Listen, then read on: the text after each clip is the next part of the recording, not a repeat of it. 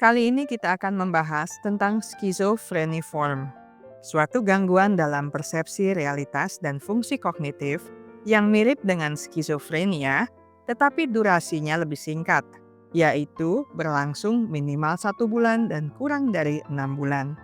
Salah satu ciri yang utama adalah delusi, yaitu keyakinan atau kepercayaan yang salah dan tidak sesuai dengan kenyataan, tetapi tetap diyakini dengan teguh oleh penderitanya meskipun sudah ada bukti nyata yang bertentangan. Misalnya, seseorang mungkin yakin bahwa dia dikejar atau diawasi oleh orang lain tanpa alasan yang rasional. Selain itu, halusinasi menjadi ciri penting lainnya. Penderita mengalami persepsi sensorik yang tidak ada stimulasi eksternal yang nyata, seperti mendengar suara-suara yang sebenarnya tidak ada.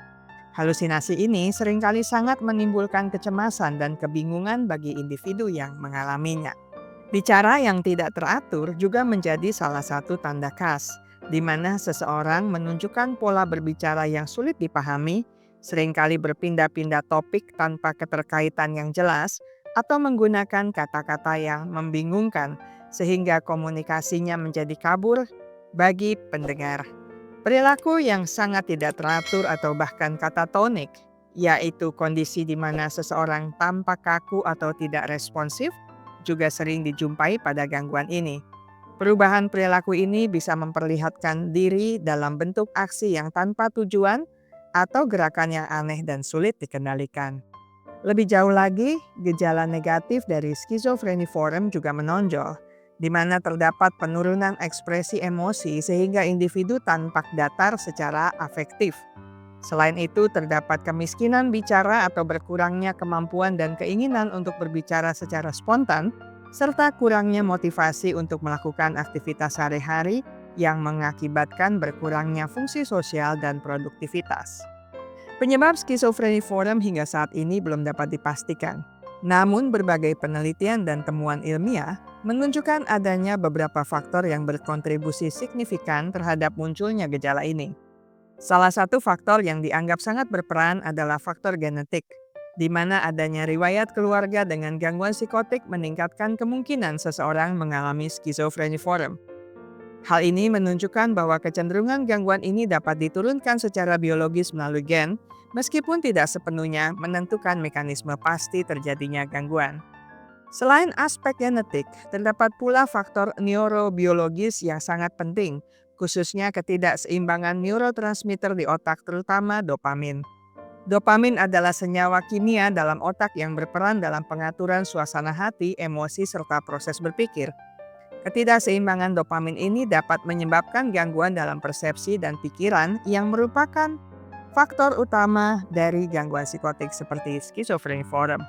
Faktor lingkungan dan psikososial juga memiliki pengaruh besar, terutama stres lingkungan yang berat atau trauma psikososial yang berkepanjangan.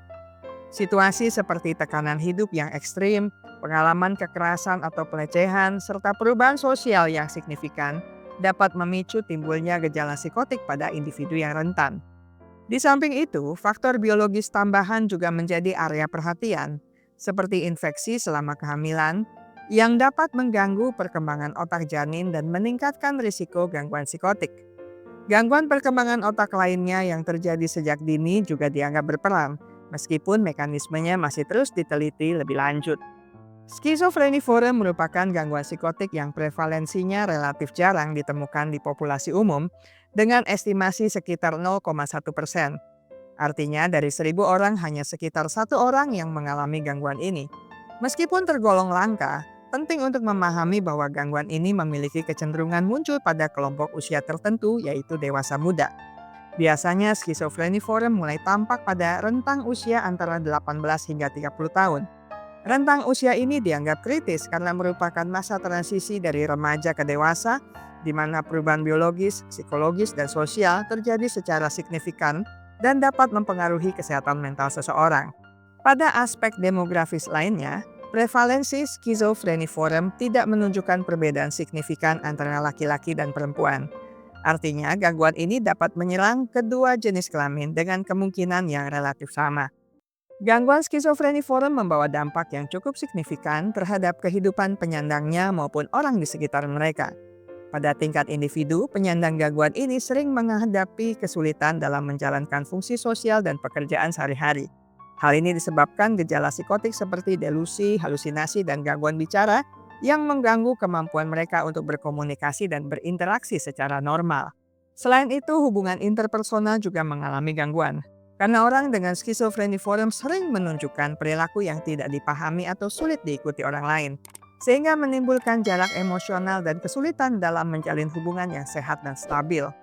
Risiko lain yang perlu diwaspadai adalah kemungkinan gangguan ini berkembang menjadi skizofrenia jika tidak mendapatkan penanganan yang tepat dan cepat, sehingga memperpanjang durasi gejala dan memperberat dampak jangka panjang. Selain gangguan fungsi sosial dan risiko komplikasi, penyandang skizofreniform juga kerap merasakan emosi negatif yang mendalam, seperti kecemasan, depresi, dan rasa isolasi sosial yang tinggi. Kondisi ini dapat memperparah gangguan psikotik dan menurunkan kualitas hidup secara keseluruhan. Dari sisi lingkungan sosial, keluarga dan teman-teman dekat penyandang juga mengalami tekanan emosional yang berat.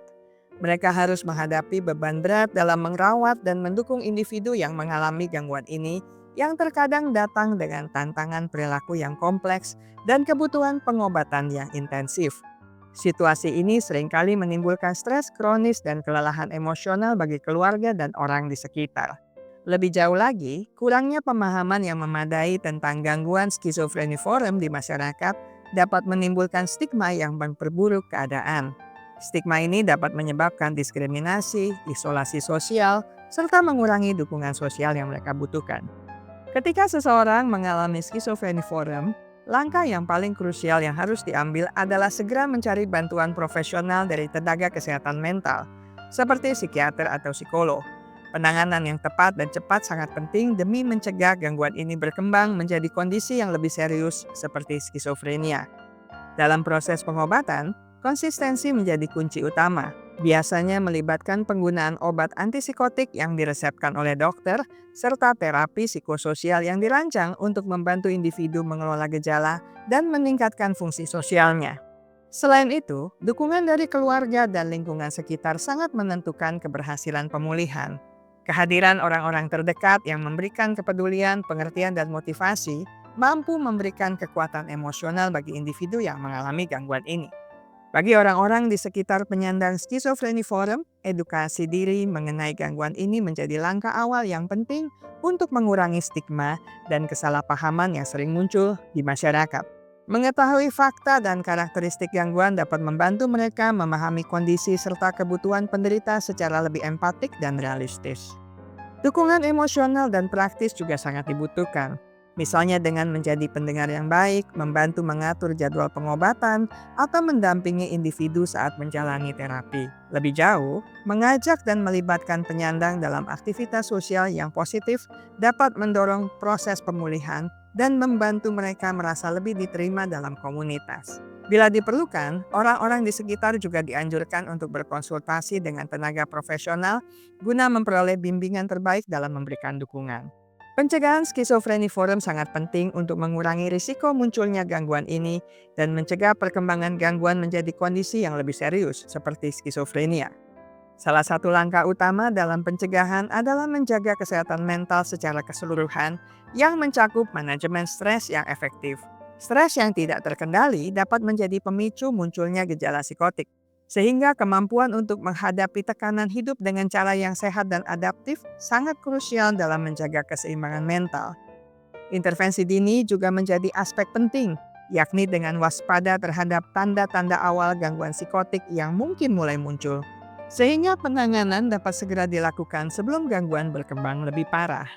Bagi individu yang memiliki riwayat keluarga dengan gangguan psikotik, pemantauan secara berkala oleh tenaga kesehatan mental menjadi langkah yang disarankan untuk mendeteksi gejala-gejala dini. Hal ini penting karena faktor genetik merupakan salah satu kontributor risiko keberadaan gangguan ini.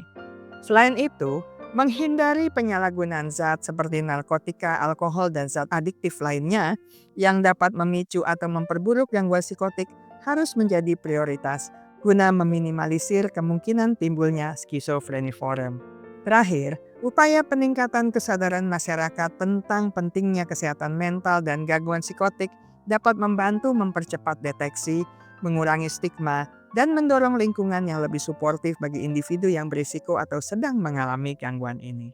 Saya selesai sampai di sini. Terima kasih untuk kesetiaan Anda bersama channel Bahas Psikologi. Sampai jumpa di minggu mendatang dengan video menarik lainnya. Ingat baik-baik, kesehatan mental Anda sangat berharga. Jagalah, pertahankanlah dengan sekuat tenaga.